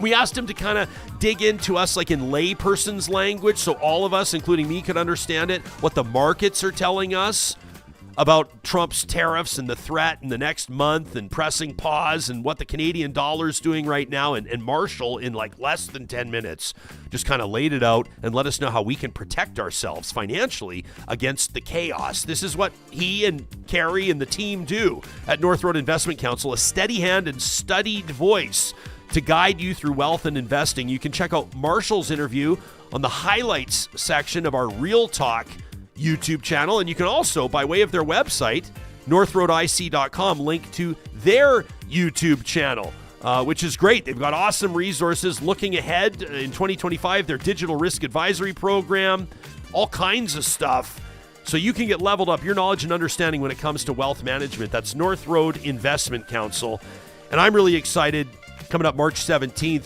to be partnering with UCAN Youth Services. We're so proud to be supporting this Edmonton-based nonprofit that is literally changing lives. You may have seen that feature that we played last week. Ethan, one of their, I guess you might call him a graduate in a sense. He saw some opportunity when it came to getting back and schooled up and then plugged into a work pipeline. Their Road to Work program is one example of how they're helping young people 18 to 24 out of harm's way and then back into school or the workforce. They're doing it every single day. You can check out details at ucan.ca, but I want to invite you to join us at their comedy nights in March. The UCAN Youth Services Comedy Nights. I'm going to be there March 17th. But they go the 10th to the 12th, the 17th to the 19th, all in support of those incredible and life-changing programs with UCAN Youth Services. You can reserve your table for 10 today or just pick up a couple tickets, whatever you're feeling, at ucancomedy.com. John, I can confirm we have submitted to the live auction. This will be auctioned off on the 17th of March during the comedy night. A lunch for 4 plus me, a hosted lunch. Oh. Downtown Edmonton at Dosk. Oh, great spot. And a Real Talk studio tour to follow. Oh. And 4 better clean up the desk. Real Talk official issue studio mugs. That's going to be going to live auction on the 17th of March.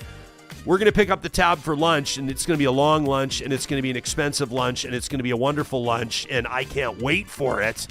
A studio tour right here on our square footage to follow, all in support of UCAN Youth Services. You can check out ucancomedy.com. Alberta Granger. I like this comment. Ganger, yeah. Granger. How do you say it?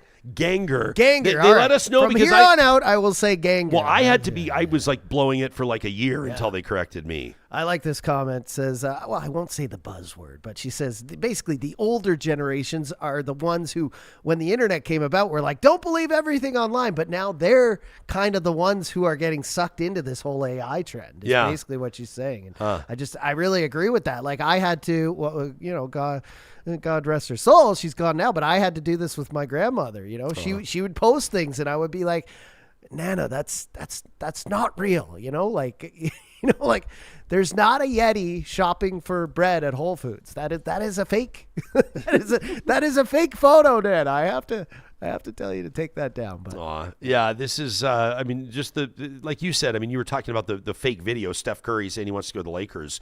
It was done so well. I've been duped for 3 or 4 seconds until you realize typically number one, either the mouth is off or the AI video, it looks a little glitchy, or you're just going, there's no way this is real. Yeah. There's no way what they're talking about is real. However, in this day and age, the goalposts have been moved on what 100%. Can be real and what cannot be real. Nobody thought that they would hear the president of the United States talking about taking over and owning Gaza and moving 1.8 million Palestinians to other countries who will gladly take them. Yeah. Like nobody, so that you would think, well, there's no way that's actually real. No, that is actually real. So. Yeah. And this video was done so well. The mouth was right on. But I get it. People can still see those and be like, is this a live stream? Is that why the mouth is off? Right? Their mind starts playing tricks on them. But yeah, it's basically the content. Listen to the content. If it's something extremely out of this world, like Steph Curry saying he wants to be traded to the Lakers, immediately red flags should go up. And a quick Google search, I mean, you'd see 1,000 news articles on this everywhere immediately if you're watching a video of it, you know? So just always reference, always go. And I hate to say, because people say this all the time, do your own research. But when you see something, go and look for news articles from credible news sites that are correlating along with this. If you don't see any, it's probably not real. But you're putting the onus on, and everything that you're saying is right, but you're putting the onus on individuals to double check, to fact check, to verify what they're seeing. I agree with you, but like not everybody does that. No. We'll get guests on the show from time to time, typically shooting from the hip. These are the interviews we love, like, you know, during roundtable conversations, what have you, and someone will say, I only read the headline, I didn't read the article, but, you know, one of the small things that social media platforms will do is if you're going to retweet or share an article, if you've not clicked on the article, it'll say, are you sure you want to share it before reading it? Right? I mean, I was getting ready for work this morning. People love headlines. I know everybody has their own routine in the morning, and mine, when I wake up, I like to sit up. This is like the worst possible thing you can do. What I should do is get on the exercise bike or go have a coffee or give my wife a hug or something like that. Yeah. No, I don't. I reach over, I grab my phone, and I immediately go onto the hellscape to make sure. I was in dreamland riding ponies like 30 seconds ago, and now I'm just nice Grammys reference. Now I'm just absolutely on the hellscape. But the point being, because I want to make sure that we're not missing anything. You know, that Real Talk is on point. If something major has happened overnight, that we're going to be talking about it on the talk show. So I get to that. That's the very first thing I get to. And today, I'm not going to say my morning was ruined because I'm thrilled to be here with you, John, and Nejolla, and our wonderful audience. Thanks, bud. But I logged on and I saw, I'm not going to say who it is, but a prominent Albertan with a post that just made absolutely zero sense. And this is a guy that's younger than me. He's a sharp guy. He's an entrepreneur. I've interviewed him many times. Say the name. I'm not going to say the name. But he was talking about how the same people that were crucifying. He had a picture of the convoy and the Ottawa occupation and all the jerry cans that were lined up. And you remember that when they were all smuggling jerry cans in? And I'm just no, I'm not going to say it. Okay. But because actually I want to be friends. Like I want to have this conversation to him face to face. Sure. And say, what the fuck are you talking about? But he's going on about how the people that crucified folks for flying the Canadian flag a couple of years ago now are wrapping themselves in the flag, and this is disgraceful. And then he goes on to say, I would love to share these resources with you, my followers. However, thanks to Trudeau's censorship, I can't share the news articles online. And I'm going, well, that part's not true, and that part's not true. That was Zuckerberg. And part of me says, don't engage. Right? Number one, I fight enough battles on enough fronts. I don't need to fight with this guy. No. Number two, what's more important at the end of the day? Like, with COVID, listen, I spat fire during COVID more than a lot of people, and a lot of you spat more fire than me. But at the end of the day, I'm glad that some of my long-term relationships, including with some family members, have been restored to mostly normal after butting heads for the better part of 3 years. And that doesn't mean that either person has changed their opinion, but I didn't want to have like a portion of my long-held circle as enemies for the rest of my life. Yeah. And so I'm going, don't engage, don't get involved. I don't need to pick a fight. And then I just I just couldn't help myself. God. And so I left one small comment that just said, this post can't possibly be serious. Yes. And I've just left it. And I've not checked on it. We'll and see. Perhaps there will be a response. But if you follow me on Facebook, you can probably track down what it is and who I'm talking about. But that person disappoints me today because none of what they're sharing, like number one, nobody and I can't even believe we're going back to this, but the Ottawa occupation, nobody was crucified for flying the Canadian flag. No. That is about the dumbest and most inaccurate assessment of what happened and what that was all about. No.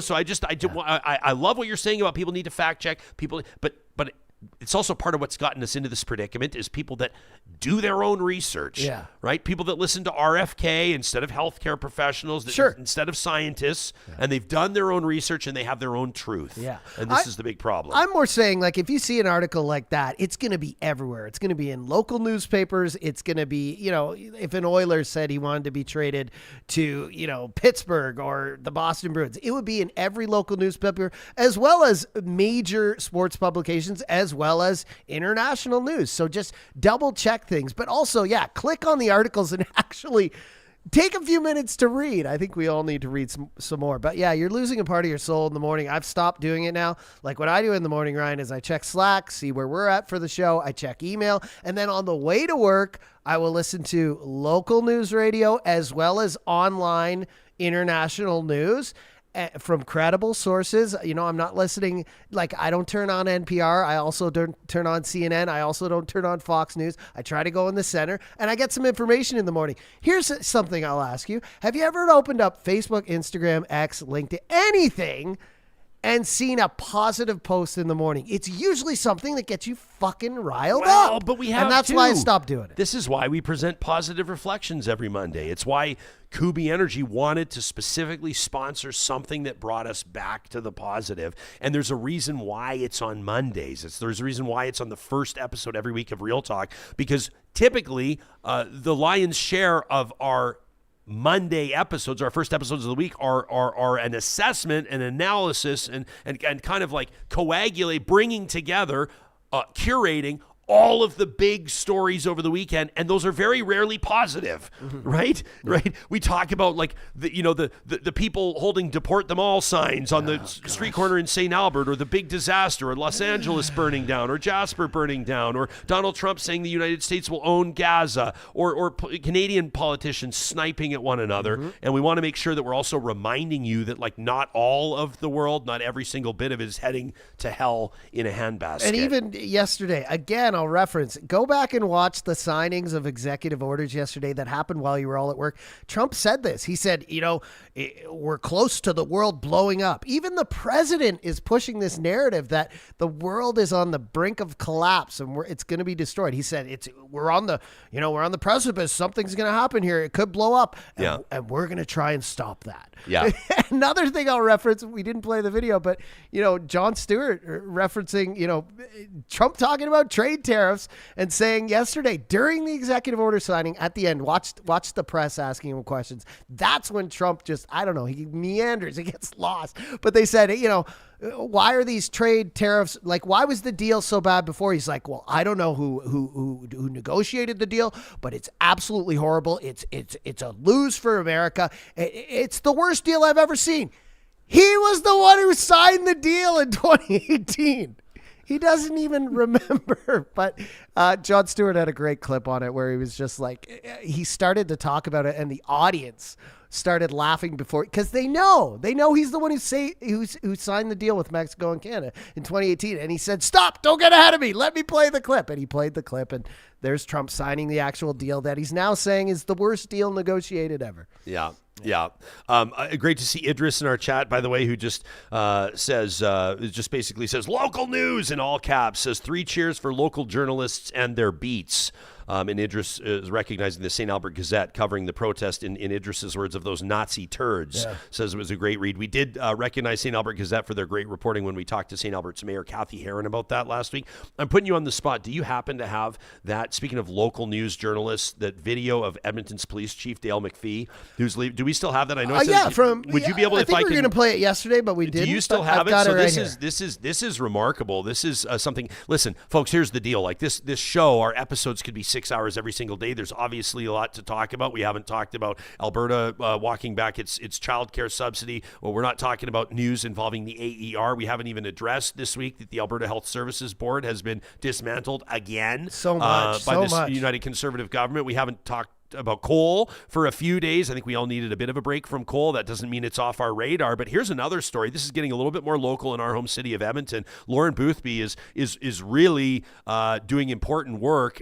Journalists' jobs are to hold people in power accountable. They are to dig. They are to go beyond the surface. They are to go beyond press releases. They are to create uncomfortable moments with media availability and to expect, to represent basically the public interest when things are happening. The job of a good journalist is to sniff out shenanigans. And there was a remarkable exchange. This happened mid to late last week. I can't remember the exact day, between Lauren Boothby, who's doing a really, really important work. She's doing a really great job at the Edmonton Journal, interacting with Edmonton's Police Chief Dale McFee. Now, Chief McFee, who I know personally, is leaving his post as Edmonton's police chief to take on a very senior role with the Alberta government. He's basically going to be like Alberta's top public servant. It's a great opportunity for him professionally. It means he's leaving his post as chief of the Edmonton Police. But before he leaves, he's written Minister Mike Ellis, and he's written the Alberta government for whom he's just about to go work for, right? That's relevant. He's written them, asking them to basically block the appointment of 2 folks to the Edmonton Police Commission. One of them, Renee Vaugeois from the John Humphrey Center for Peace and Human Rights. She's been on this show before because Chief believes that she's too biased to do the job on the Police Commission, believes that her past statements about the police, I believe involving dismantling encampments, but you'll want to fact check me on that. I'm sure Lauren will. That's not a slight. That's a compliment. Basically, the chief says she's too biased to do the job and she shouldn't be on the commission. And so he's reached out to the provincial government. And so Lauren's asking the chief, well, how is it appropriate that the head of an agency, in this case the Edmonton Police Service, is appealing the appointment of people who will be overseeing the integrity and operations of that agency, right? Doesn't make sense, especially when you're leaving and you're appealing to the people for whom you're about to go work.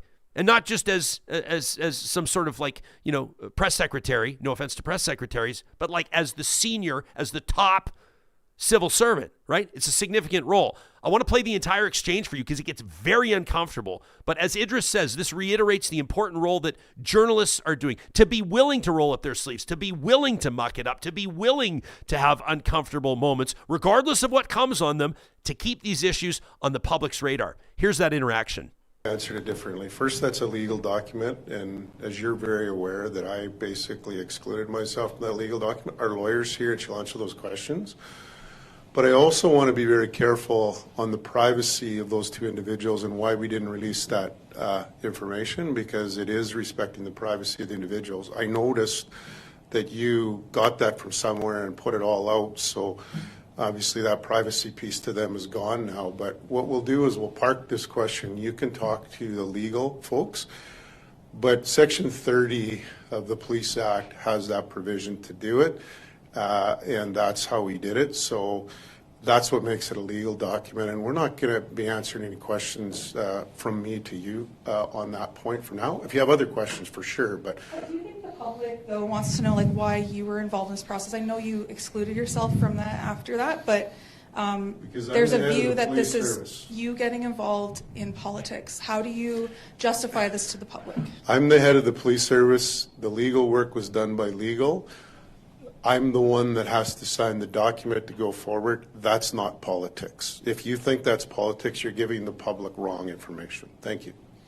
All right, so you said a few times the city council needs to stay in their lane. By asking Ellis, who you're going to work There's with an in a couple weeks- investigation ongoing. You're not getting the point. I'm not going to answer these questions. You're the one that keeps... Do you think city council, that they're not... Yes, the questions for the chief, though, because he's leaving soon, and there's a lot of questions the public would like answers on. I just want to know if you think you are staying in your lane. That's a criticism you give Yes. to council all the time. Yes. I have the ability to execute Section 30. I would suggest you read it.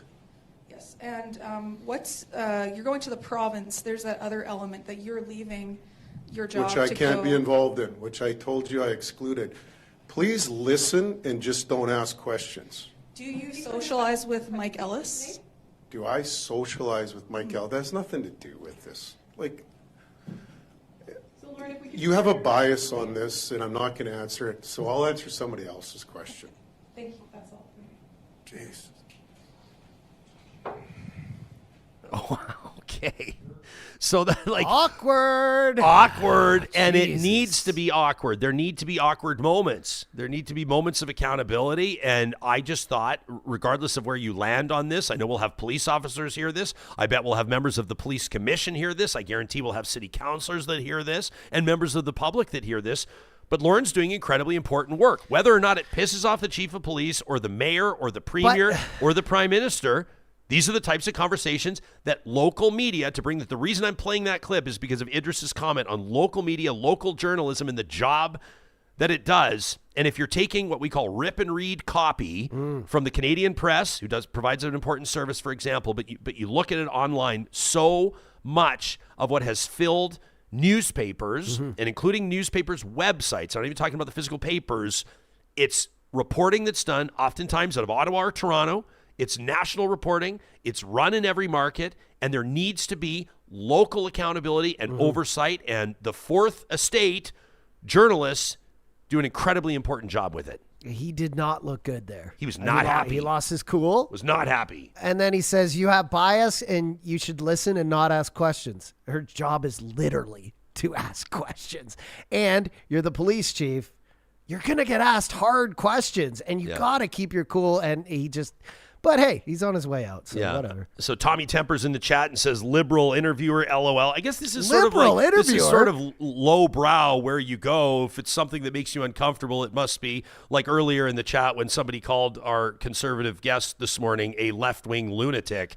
If it's something that makes you uncomfortable or with whose perspective you don't align, I guess the biggest insult you can call him is a liberal interviewer. But Tommy Temper goes on to say, well, why don't you talk about all the fent-bent zombies, fentanyl reference, fent-bent zombies all over Edmonton, courtesy of the Liberal and NDP governments. How about this one? This was pretty striking. White House National Economic Council Director Kevin Hassett. You see this? This was not exactly flattering for the city of Edmonton. This is the National Economic Council Director under Donald Trump, the White House, singling out Edmonton as a negative example of a fentanyl problem. Check this out.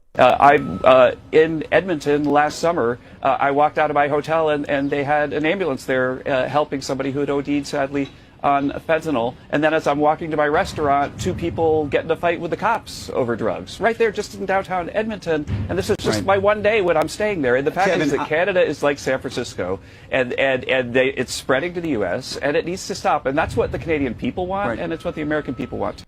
Oh, San Francisco, bro. And Canada, like the whole country, Canada is like San Francisco. Okay. And it's starting to spread to the United States, says the White House National Economic Council Director Kevin Hassett. So obviously a pretty unflattering assessment of Edmonton. Real talk, what he is talking about probably did happen and probably is true. We've experienced things that are tough to watch. I can't remember if I shared this on the show or if I just told you about it when I walked in. This was about 2 weeks ago. Sure. And we're walking into our studio. We're right in the heart of downtown. Not to suggest that the opioid epidemic is limited to the downtown or to the homeless population. Not at all. But there were crews hard at work reversing an overdose here, and then there was somebody experiencing, obviously, a real mental health crisis right over here, 30 feet away, and they were like the only two groups on the street, and you're sitting there and you go, this kind of looks like the apocalypse. This kind of looks like a bit of an issue. But to suggest that it's only happening in Edmonton, to suggest that it's only happening in Canada and the United States can be insulated from it, or to suggest that it's a result of Liberal or NDP governments, I think we're fooling ourselves, but not exactly a flattering moment on international news for the city of Edmonton. It's ridiculous. Anyone with common sense, I'll say that, knows that, the opioid crisis, the fentanyl crisis right now, this is worldwide and especially in North America, but also to compare it to LA or San Francisco or the state, Skid Row in LA has been around for almost 40, 50, 60 years. It's 50 city blocks. I'm not lying. I just checked it because I heard someone say it and I just had to go and make sure I had it right. 50 city blocks. Well, what about East Hastings that in is Vancouver? Nothing compared to the problem we're having here. But of course, we're having it here. It's here. It's in Toronto. It's in Montreal. It's in Ottawa. It's in Vancouver. It's also in Minnesota. It's also in LA. It's also in New York City. Problem. It's also in Chicago. This is a problem we all have to get on board. And internationally, that's the one thing I agree with about the border thing. Not that we are causing the fentanyl crisis, but that we have to stop it at all the gates to all these places in North America. Tracy says this guy knew immediately what that patient was being treated for. Fair point, Tracy. Although sometimes it's obvious. I saw them administering naloxone the other day, so you know what it's for. Thank God for naloxone. Thank God for people that care. These are firefighters. We've got one here. And then others. Ken says it's probably in Edmonton as part of the Tucker Carlson propaganda tour. Super chat. Ken says the guy works in D.C. He only has to walk a few blocks to see economic despair and drug dependency. It's ridiculous to suggest that every single jurisdiction is not experiencing the opioid crisis. Let's just say that. But it's always tough when you hear Edmonton mentioned as a specific example, and Dubious, I think, makes a good and a fair point here as well. It says it's not that the problems aren't real. It's just that the left and the right have completely different views on how to solve them. The left based in stats and science, the right fear-based pearl clutching. But then that's editorial there too. I have no problem. Some might say that I'm trying to walk the fence on this. I'm not. I've shared with you many times. I've disclosed with you all many times that my brother has worked in the space of harm reduction for many years. And I have more of a progressive perspective, a science and data informed perspective on harm reduction because of his firsthand experience and because of others and the interviews we've done on the show. And we know, for example, supervised consumption services work. Yes. But we also know that detox programs are important and there need to be supports for people that are finding their road out of addiction. And so for the Alberta government, for example, the Alberta model, as Danielle Smith calls it, as orchestrated by Marshall Smith, he himself a recovering addict, focuses more on the recovery model, on detox, and they're putting millions and millions of dollars into it, but at the expense of services, harm reduction services like supervised consumption services. And I think that's because of political ideology. But there's also political ideology that prompt people to scream at the premier and to scream at the Alberta government for plugging millions of dollars into detox and into recovery programs. And I think that's the wrong move as well. I think that's an important element. I would like to see, common sense might suggest, that if we could take the left-wing lunatics and the right-wing nut jobs out of the conversation and all agree that a holistic model will work with harm reduction resources and detox resources, in and outpatient resources and the like, proper funding, mental health supports, housing initiatives, that we can probably start to address this. But if we leave this in the hands of politicians, then we're probably not going to get a whole lot done because all they're going to do is trade punches every single election. Of course. I think the general consensus is we all want this drug problem cleaned up. But whether you're on one side or the other, some of them are like, well, we need to help people and supervised consumption works. And on the other side, it's let them die and decrease the surplus population. Is that from A Christmas Carol or whatever? But basically, we're all facing the same problems everywhere. Anywhere that is a good place to live, whether it's in Europe, North America, Australia, wherever, we're all facing the same things. Opioid epidemics, drug addiction, inflation, immigration. We're all facing the same thing. But it's really, you just said it. Like, I feel like we need empathy and sympathy for these people. We literally had someone on the show who had multiple overdoses at supervised consumption sites and finally found their way by talking to someone who worked at the place. And this person said, hey, I don't want to see you die. I love you. And it struck a chord with him. And now, what does he do? You're talking about Guy Felicella. Look at this guy, healthy as heck. He's got a family now. He's got kids. He's teaching other people how to get out of addiction. This is the stories we need to push. These are the people we need to create. Not only is he healthy, I mean, he's probably one of the most prominent advocates for harm reduction in Canada. Exactly. Vancouver Magazine just named him just a short time ago as one of the Van Mag's Power 50. I mean, like, this is a guy that had obviously a criminal history, that overdosed, like you said, multiple times, and it's a loud advocate would for have harm been reduction. Dead in an alley. You know what we'll do is I'll link in the show notes. I know I've said I'm creating more and more work for myself, John. I might have to lean on you today. We'll link to our interview with Guy Felicella in the show notes on YouTube and on the podcast as well. Want to thank you. We've gone way into overtime. I just checked the clock and I went, oh, geez. But who cares? Isn't this wonderful, guys? We could never do this on terrestrial radio. We'd have gone into the NHL show and they'd be pissed off. Everybody that wanted to talk about the Oilers Cup run would be listening to us talk about fentanyl and they would be pissed off. But on Real Talk, because we're proudly independent, we can do whatever we want. And the audience is driving this discussion. We appreciate you more than you could possibly know. Thanks to everybody that kicked in on our Super Chat today. Thanks for supporting us on Patreon. You know, the biggest way you can support us is subscribing to our channels on the podcast and on YouTube by rating our content and sharing it. And, of course, telling your friends that you're getting the most informed and challenging conversations of your day right here on Real Talk. Tomorrow, we're presenting an early edition of the Real Talk Roundtable with Canadian entrepreneurs that are adjusting, pivoting in light of the tariff threat. We hope you'll join us. Talk soon.